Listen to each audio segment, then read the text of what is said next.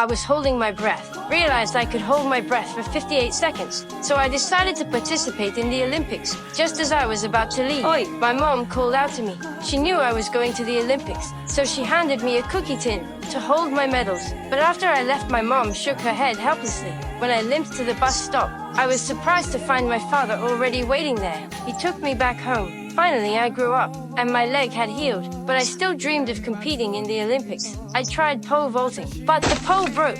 I tried weightlifting, but I fell. One failure after another filled the metal box with broken glasses, until one day I almost hit my father's head. He was furious and ruthlessly shattered my daydream. The next day, my father took me to a construction site and made me work as a bricklayer. But I saw a ski resort nearby, and I decided to pursue the Winter Olympics. So I stepped onto the skis and began training. I found I had a talent for skiing and won many trophies. 12 years later, I was still chasing my dream.